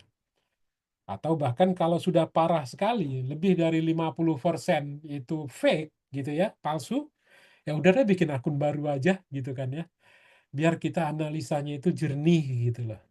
Dari awal kita bisa dapat analisa yang jernih. Nah, juga saya tidak menyarankan melakukan sewa buzzer supaya kemudian dia tumbuh jadi winning content gitu kan ya. Kita sewa berapa komen gitu kan ya, like, komen, share itu 100 komen, 200 komen segala macam.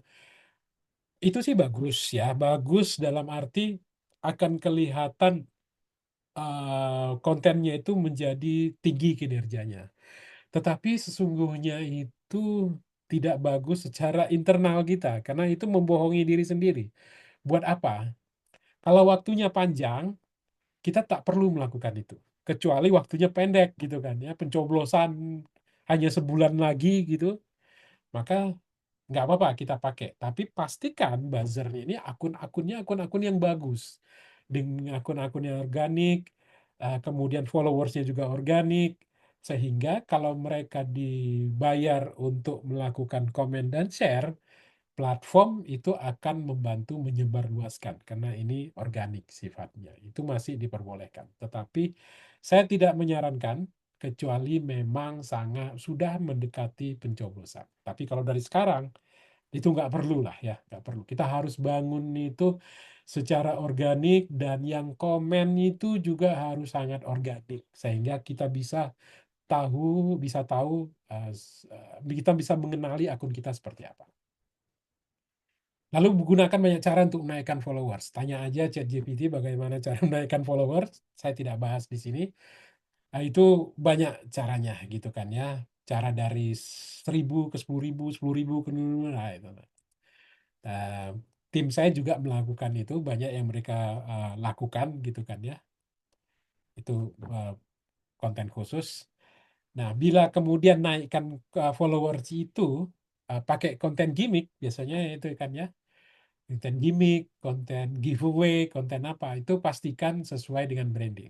Bukan apa-apa, supaya yang jadi followers itu memang audiens yang kita target. Bukan audiens yang Nanti dia follow, lalu setelah nggak dapat hadiah atau dapat hadiah, dia unfollow lagi. Kan ada akun-akun yang memang kerjaannya itu nyari hadiah gitu kan ya. Nah, follow juga akun-akun yang punya segmen dan branding yang sama untuk belajar lebih cepat, bangun keunikan konten. Jadi pasti kalau kita sudah menentukan target audiensnya seperti apa, akan ada akun-akun lainnya yang sudah berhasil masuk ke audiens tersebut. Nah, kita pelajari bagaimana mereka mengelola audiens tersebut, lalu kita bangunlah keunikan kecil aja. Jadi kita tidak membuat sesuatu yang lebih baik dari akun tersebut.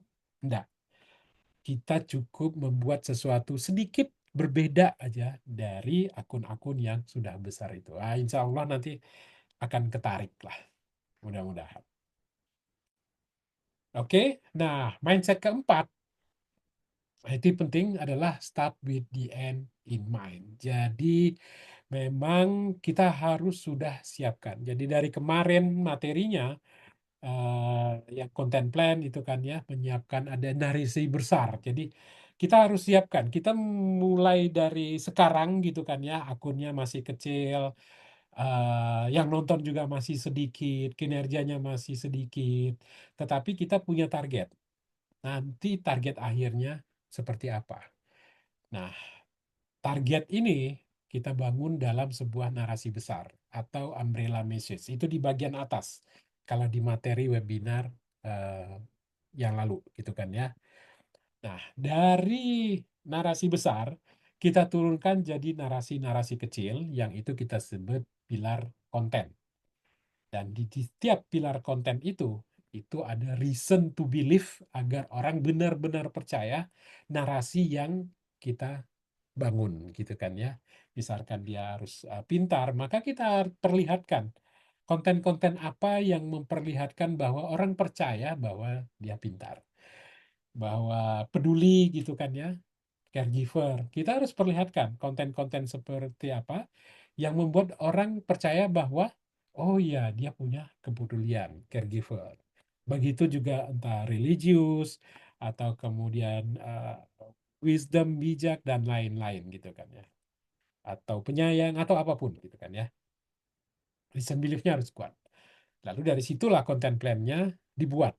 Dan ini harus hasil riset, analisa, dan evaluasi. Seperti yang saya ceritakan sebelumnya, konten plan itu kita buat berdasarkan riset terkait sama brand kita. Kita akan lihat konten-konten serupa di tempat lain yang kira-kira mirip dengan branding dan target audiens kita. Nah, itu jadi riset.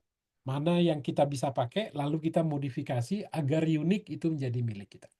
Hasilnya dianalisa, lalu kemudian dibuat evaluasi agar konten berikutnya semakin bagus. Jadi ada kinerja, ada cara kerja yang harus terus-menerus gitu ya. Continuous learning lah ya. Gitu. Nah, terakhir itu gunakan narasi yang memiliki sifat emosional, edukatif, hiburan, dan inspiratif. Itu yang kemudian contoh-contoh yang saya buat kemarin. Kira-kira jenis kontennya bisa sifatnya tutorial, ini yang sifat edukatif. Storytelling biasanya agak emosional, lalu kemudian ada infografis yang edukatif.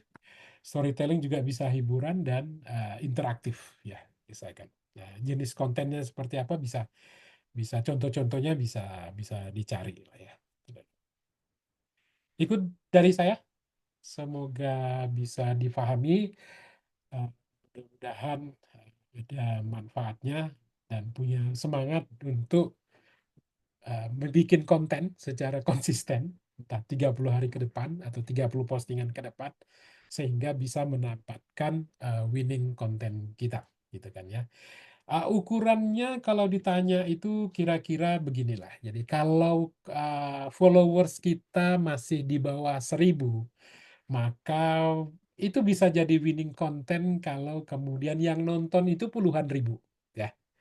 Jadi jangan langsung minta 1 juta gitu kan ya, janganlah. Itu juga udah cukup bagus, berarti memang sudah disebarluaskan cukup luas gitu kan ya. Hanya karena memang follower kita masih sedikit. Kalau kemudian follower kita 10.000, maka yang disebut winning content itu bisa ratusan ribu. 200, 300, 400, segala macam. Nah, kalau kemudian eh, sudah ratusan ribu, itu udah jutaan lah, itu udah gede banget gitu kan ya. Kira-kira itu dari saya tutup sharingnya, monggo kalau ada yang bertanya. Assalamualaikum warahmatullahi wabarakatuh. Waalaikumsalam warahmatullahi wabarakatuh. Baik, kami buka untuk sesi tanya jawab. Sepertinya sudah ada yang raise hand nih. Kami persilakan Bapak Rizky ya? Rizky. Ya, Oke, Mas Rizky. Ya, Belum kenal, Assalamualaikum. bisa dikasih tahu latar belakangnya sedikit? Kenapa Oke, masuk ke sini? ya, jadi gini Pak Dedi, terus terang Yes. saya ini gabung webinar itu karena basicnya saya bekerja di PT Spora Cipta Paramedia. Jadi Oh, perusahaan ini ya kami timnya Mas Sporacom, Teguh Usis bukan? betul ada Pak Ya, Teguh oke. Usis, iya Teguh ada Pak Usis itu Pracoyo. senior saya di ITB. Oh ya, baik Beliau Pak. senior saya. Ya, ya, Ya, ya. izin Pak. Jadi Oke, boleh. kami memang bergerak di bidang komunikasi, Pak. Komunikasi secara integrated ya. Jadi hampir semua pekerjaan komunikasi itu kami lakukan, termasuk Ya. branding. Cuman terus terang kami masih belum optimal ini, Pak, ketika kita punya klien yang personal. Ya, apalagi spesifik niche kontennya ini adalah politisi ya. Sepertinya tadi Bapak Oke. banyak test Ya, case-nya tinggal kasih adalah. ke saya aja, Mas. Saya terima. Ya, baik Pak. Itu on the satu konteks ya. Cuman kalau dari penjelasan Pak Dedi tadi, ini kan Yes. memang masih dalam step up awareness ya. Kalau saya lihat gitu ya, kayak tadi Pak Catur Sabto Edi ini kan saya tahu beliau itu PAN ya kalau nggak salah ya. Ya, ya, ya, betul, Heeh, betul. PAN gitu kan. Nah, dari Ya. winning kontennya ini kalau saya lihat gitu ya, karena kebetulan saya pengajar juga Pak di ISIP Hmm. gitu, ISIP Jakarta, Manajemen Opini Ya. Publik. Hmm. Nah, kalau dari sisi apa ya, winning content ini sepertinya baru kemasan ya, Pak. Artinya memang kita mengulang-ulang lagi format konten yang berhasil menarik massa gitu ya. Ya. Nah, sedangkan saya tuh berpandangan bahwa dengan tingginya intensitas penggunaan media sosial gitu ya di kalangan Gen Z, Gen Alpha dan nanti di bawah-bawahnya apalagi kalau kita bidang politik itu, politik yang sehat itu menurut saya kita tidak jual persona, tetapi jual ide dan gagasan Yes, gitu, yes, Pak. yes. Good. Jadi bagaimana politik itu menjadi sebuah kompetisi ide dan gagasan, tidak Ya. menjual persona, tidak menjual sara dan sebagainya. Nah, Oke. bagaimana Pak menurut pandangan Bapak gitu? Hmm. Karena terus terang gitu, karena kita kalau berhadapan dengan calon klien gitu lagi beauty contest, kita tidak pernah menggali personanya secara dalam terus terang Pak. Jadi Hmm. kita yang menggali Bapak tuh mau ngapain gitu kira-kira gitu ya. Bapak tuh mau ngapain, apa yang bisa Bapak sampaikan, Bapak Hmm. tawarkan dan Hmm. itu yang akan kita kemas gitu. Menurut saya seperti itu dulu Pak Dedi. Insya Allah saya Oke, sampaikan salam Bapak oke. ke Bang Teguh Usis. Terima kasih Pak. Nggih. Saya jawab langsung ya. Jadi Ya, siap. eh bagus pertanyaan Mas Rizky. Eh, Cuma memang kita harus pahami juga demografi pemikiran orang di Indonesia gitu kan ya. Kalau kemudian kita terlalu fokus bahwa politisi harus bermain di gagasan gitu kan ya. Nah, yang terjadi adalah seperti Pak Anies tuh. Beliau sibuk dengan urusan gagasan, tetapi itu segmennya itu nggak nyampe 25% gitu kan ya. Jadi kalau pertarungan di politik itu makanya kemudian saya diminta gabung nggak mau karena saya melihat ini udah pasti kalah gitu kan ya. Saya agak males handle yang punya udah hampir dipastikan kalah gitu kan ya.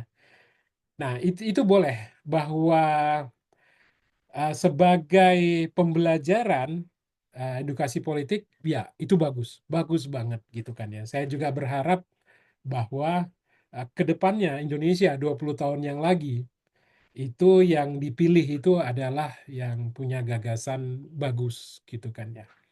Cuma kan sekarang realistisnya tidak begitu semuanya. Kita harus pahami juga ada kelompok-kelompok pemilih yang lain. Ada yang emosional, ada yang ideologis gitu kan, ada yang rasional seperti yang menjadi target Mas Rizky itu. Kemudian bahkan ada yang transaksional bahkan. Dan itu juga angkanya lumayan gitu loh. Kayak gitu. Sehingga politisi itu kata kuncinya bukan edukasi, tapi menang. Kalau Pak dosen ya edukasi. Punten Kang ya, kira-kira begitu. Monggo kalau ada yang pertanyaan lain. Ya, saya rasa saya cukup dulu Pak. Mungkin bisa Siap, thank you. share ke Thank you, teman-teman Mas sesama yang Rizky. lain peserta. Ya, Nggih. ya.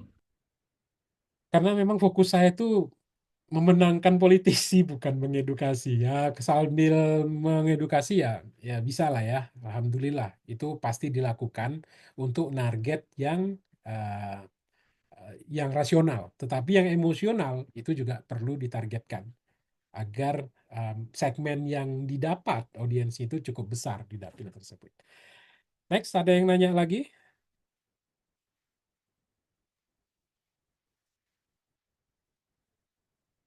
Ya, di meeting chat ada beberapa pertanyaan, Pak, Apa itu? dari Pak Riko ini.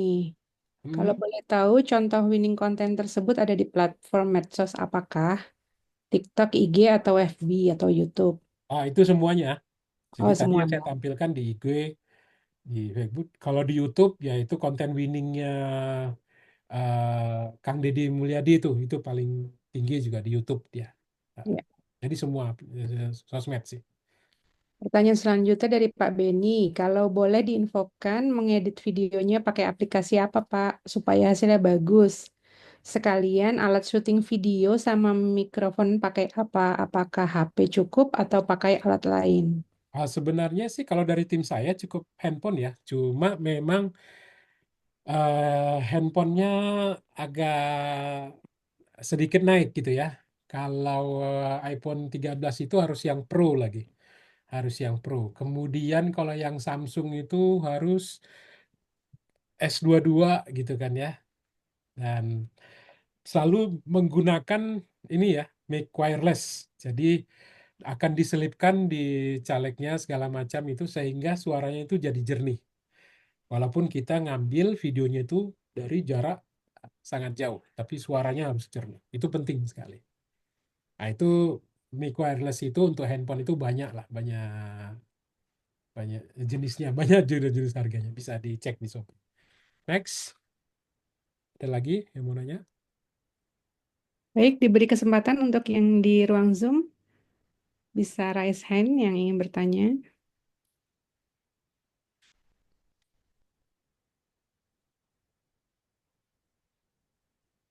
Wah, sepertinya Udah cukup sudah ya? jelas nih, Pak. Paham. Untuk aku. Memang selanjutnya sih kerja keras aja sih ini. Mas Rizky ngangkat lagi. Ya, baik, silakan Pak Rizky. Oke, izin Pak Dedi, Ya, karena boleh, boleh. sepertinya teman-teman mungkin masih menyimak ya Pak.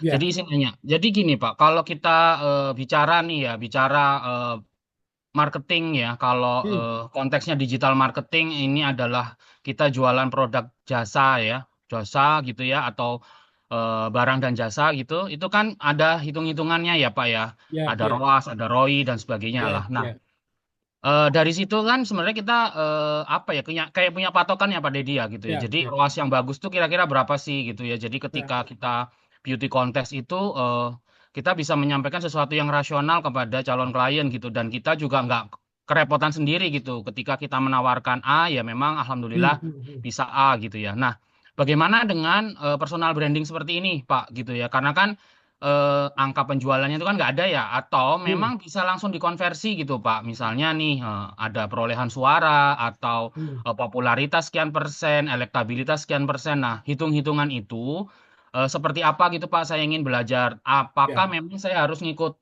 seri berikutnya gitu nanti saya akan pelajari gitu Pak. Saya sengaja resign lagi karena saya ngeliat nggak ada yang bertanya ya. Kalau boleh saya nanya lagi gitu Pak Dedi. oke, oke. Ya. Jadi begini Mas, kalau di produk itu kan mudah ya ngukurnya. Kita melakukan iklan hari ini itu bisa ketahuan penjualannya berapa. Kalau penjualan itu kan berarti dipilih, Mas. Nah, itu dipilih. Nah, sedangkan di politik, kita tidak bisa seperti itu. Kita melakukan branding selama 1 tahun, 2 tahun, 3 tahun, itu kita tidak bisa hitung langsung dipilih. gitu kan ya, karena pemilihannya 3 tahun berikutnya. Yang kita bisa adalah melihat hasil dari sosmed kita, hasil kinerja sosmed kita.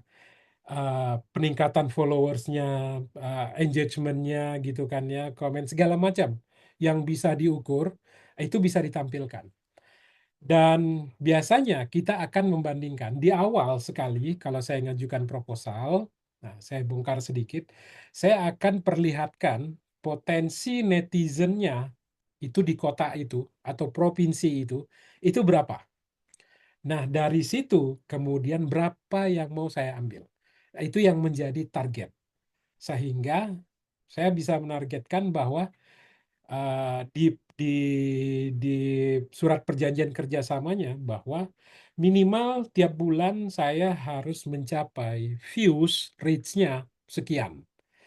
Kemudian lalu secara bertahap ini akan dinaikkan followersnya di setiap bulan itu bertahap berapa aja dan sampai target akhirnya itu berapa gitu kan. Dan itu harus make sense, nggak bisa gede-gede amat. Itu nanti jadi over inilah ya, jadi terlalu over, nggak over promise. Nah, nggak boleh gitu juga. Tetapi yang penting adalah kemudian kita harus membandingkan dengan lawan gitu kan. Kita bandingkan lawan. Karena sesungguhnya di politik itu bukan seberapa tinggi nilai kita, tapi bagaimana kita lebih tinggi dari lawan gitu kan ya. Itu aja. Karena akan beda dapil itu akan beda pertarungannya, beda kinerja sosmed yang harus dicapai. Nah, kira-kira gitu deh, Mas. Mas Cahyo, ini anggota Baik, legislatif. silakan Pak Cahyo. Izin Pak Dedi, Ya, siap. pertanyaan pertama, apakah Pak Dedi ini pernah riset yang kemudian menunjukkan ketika kita sekian views selama beberapa kali gitu ya, kemudian bisa dikonversi nanti kurang lebih suara yang kita dapatkan sekian, misalnya ya kan ini tadi kan saya pahami winning content ini kan ketika konten kita views-nya cukup tinggi ya atau cukup banyak. Misalnya views kita 1 juta, kemudian itu konsisten seminggu sekali atau seminggu 3 kali itu konten kita ada yang views 1 juta selama sekian bulan jelang hamin sekian bulan pemilihan itu viewsnya sekian sehingga misalnya bisa kita konversikan sekira-kira kita akan mendapatkan suara ring sekian. Pernahkah Pak Dedi riset atau mungkin ada yang sejenisnya yang kemudian bisa membantu itu? Karena memang saya sendiri kalau masih Allah takdirkan diamanahkan jadi caleg lagi 2029, target saya 2 kalinya kurang lebih dari suara yang saya raih pada 2024.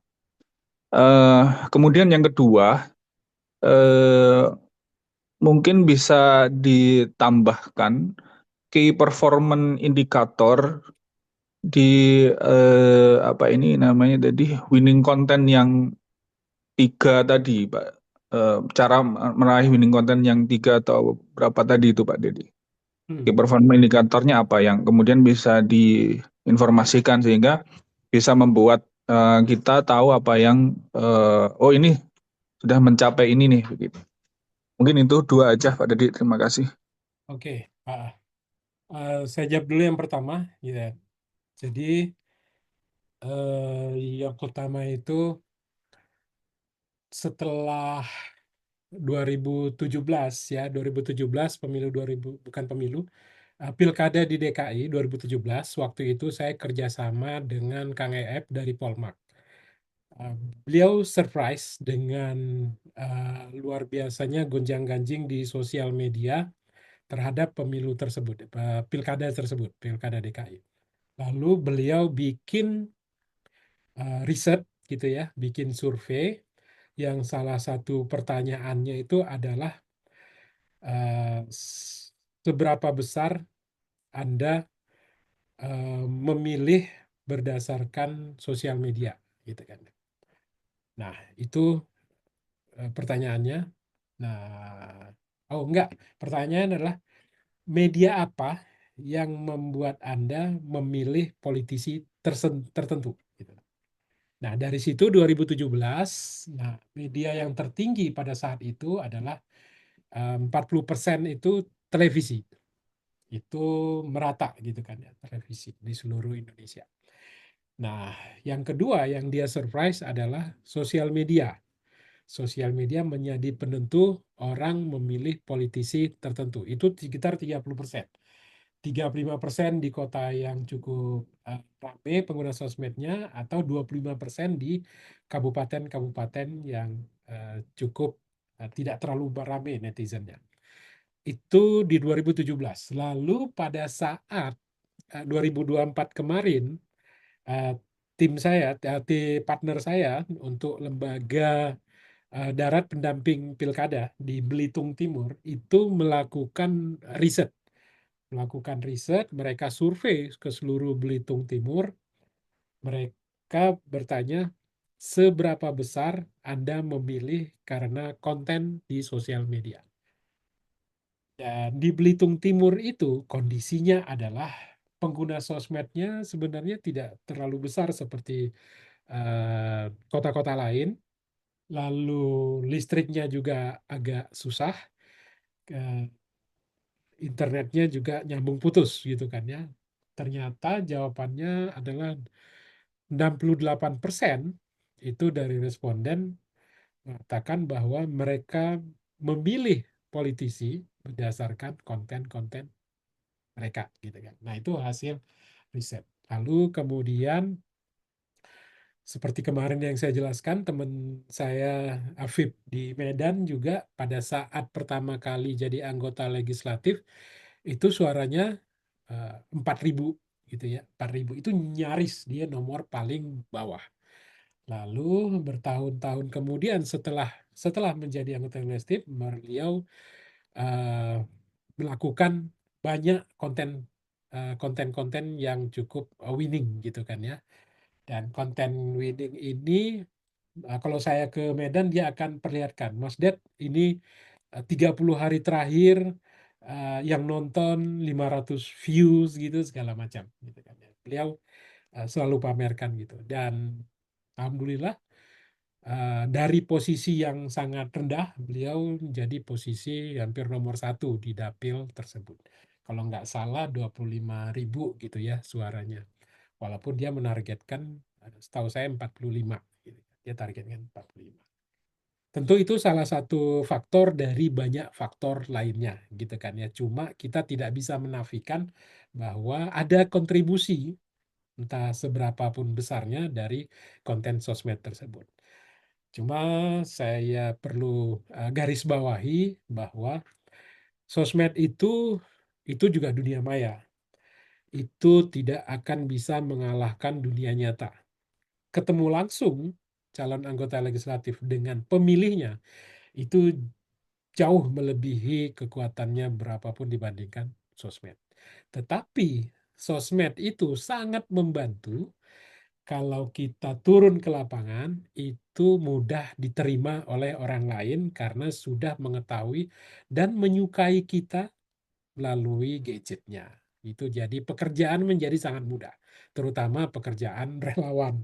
Itu jadi sangat mudah sekali, apalagi kandidat. Itu kira-kira Mas Cahyo. Nah, untuk yang mindset yang sebutkan tadi, itu memang nggak ada KPI-nya, Mas. Jadi ini bukan tahapan, beda dengan proses branding. Kalau proses branding itu ada tahapannya. Nanti di sesi webinar kelima, itu saya akan jelaskan tahapan branding. Ada 6 tahapan branding, dan itu ada KPI-nya.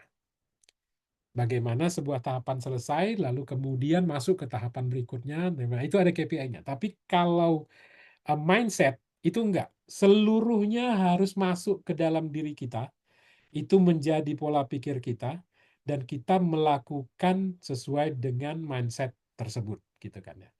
bahwa kemudian alat ukur ini sudah winning content atau enggak. Nah, itu tadi saya sebut bahwa kalau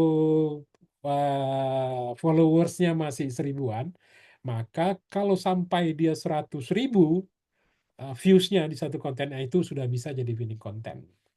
Asalkan kalau dilakukan modifikasi berikutnya berulang, itu bisa tetap tinggi. Saya kebetulan ada teman gitu kan ya, winning content-nya itu unik. Winning content-nya itu, beliau seorang Habib, Anda masih sangat muda, bahkan masih saya lupa, masih bujangan, kayaknya udah punya keluarga gitu kan, tapi masih sangat muda, usia 30-an. Winning content beliau itu adalah kalau beliau naik motor dan mengajarkan sebuah doa. Doa apapun itu pasti naik gitu. Sedangkan kalau dia menggunakan aktivitas yang lain itu tidak sebesar views kinerjanya dibandingkan kalau dia naik motor dan ngajarin sebuah doa. Simple aja gitu. Dan itu naik terus. Dan itu selalu sama dengan doa yang berbeda-beda. Bahkan dengan motor yang juga berbeda-beda. Dia coba mobil, nggak sebegitu. Dia coba naik kuda, nggak seperti itu. Tapi motor dia tetap. Mungkin dia lebih terlihat gagah ya kalau naik motor nih gitu kan ya. Itu winning kontennya. Next, ada pertanyaan lagi? Izin Pak Dedi, masih Cahyo. Oh, oke, Mas Sajo. Eh, eh, saya itu pernah melakukan kayak meet and greet gitu Pak Dedi. Oke, good. Jadi yang follower saya itu coba saya adakan event Yeah, good. gitu ya. Cuman memang ternyata apa ya, kesimpulan saya itu orang-orang yang di media sosial itu bisa jadi banyak faktor yang kemudian mereka menyebabkan tidak mungkin hadir. Ya, Apakah karena mereka memang dalam tanda kutip ya netizen ya, artinya pure netizen, mereka hanya mau berinteraksi dengan kita itu hanya di ruang media sosial. yes, Kalau yes. kalau ketemu itu mereka kayaknya enggak deh gitu. Ya, Pernah coba itu. Maksudnya saya juga pengen tahu misalnya bisa nggak kita memakai rumus konsisten setiap seminggu ada satu konten kita yang ditonton sekian selama sekian bulan menuju hari H pencoblosan. Apakah itu mungkin bisa kita ukur? Oh, kalau kita kontennya dilihat 1 juta tiap pekan maka minimal kita mendapatkan suara misalnya 10%-nya atau 1%-nya gitu misalnya. Belum ada riset ke sana ya Pak Dedi ya? Atau belum ada ya? belum ada. Saya pinginnya itu Tapi begitu, sehingga sekiranya itu bisa konsisten, oh berarti kita reach out kita untuk kemudian melakukan ini. Karena kan 2024 kemarin tuh terus terang situasinya ya semoga Allah berikan rezeki untuk 2029 ya. Itu sudah sangat mentok sekali saya. Maksudnya saya sudah sangat dalam tanda kutip habis-habisan. habisan begitu ya, sekian begitu. Sedangkan untuk suara kursi utuh sendiri yang bawa kursi sendiri itu harganya itu 2 kali yang kemudian saya lakukan di 2024. Begitu Pak Dit. Jadi Pak, saya ingin tahu, saya ingin nutup lubang kekurangan saya itu sebenarnya di media sosial itu karena yang saya kerjakan di 2024 itu saya merasa sudah mentok, nah sehingga saya tambahkan media sosial supaya bisa cover suara sisanya. Harapan saya sebegitu tadi itu. Ya, ya, ya. Mungkin kalau ada riset berikutnya mungkin bisa di-share, mungkin analisa atau apa gitu Pak Dedi ya, mungkin bisa di-share kepada Ya. kami. Terima kasih Pak Dedi. Kemarin itu memang saya ingin melakukan riset tersebut gitu kan ya, efek dari followers gitu kan ya, kemudian view segala macam itu ke suara. Cuma memang 2024 itu cukup parah permainannya. Permainan money politik itu sangat luar biasa. Itu yang membuat banyak perhitungan itu yang gagal gitu kan ya. Perhitungan itu jadi berubah gitu kan ya, jadi berubah karena urusan itu. Itu juga sebabnya kenapa saya siapkan buku itu sebulan setelah pemilu itu, hanya saya siapkan sebulan agar kemudian branding itu dilakukan di jauh-jauh hari gitu ya, 5 tahun sebelum pencoblosan. Karena mungkin Mas Cahyo juga kenal ya Mas Hari Sandi yang dapil Ya, ya. Madura. Itu kan saya tanya, beliau suaranya berapa gitu loh. Suara saya 230.000 Mas katanya. Saya kaget, gede banget gitu loh untuk level provinsi dia gede banget. Lalu saya tanya, kenapa Mas bisa gede gitu? Karena saya sudah melakukan branding diri saya selama 8 tahun sebagai pembina UMKM. Jadi beliau benar-benar membantu UMKM itu dari nol. Butuh apa? Butuh akses modal, akses pasar, akses apapun dia bantuin gitu kan. Kalau ada butuh pengetahuan dia ada tim untuk training. Jadi orang sudah 8 tahun itu terlayani dengan sangat bagus gitu kan ya. Sehingga begitu beliau muncul dari caleg, orang udah terlanjur suka lalu memilih beliau. Terus terang saya belum belum nanya gitu kan ya, belum nanya berapa dana yang beliau keluarkan. Apakah beliau melakukan money politik juga segala macam, tapi dengan angka sebesar itu 230 itu gede banget, mau dikali 20.000 atau 50.000 pun juga itu udah sangat gede sekali. Nah, dari situlah saya lihat bahwa branding ini perlu dibuat jauh-jauh hari sekali, dan cara membangun branding yang paling murah itu lewat sosial media, tetapi tetap harus turun ke bawah. Itu dari saya. Ajan sudah berkumandang di sini.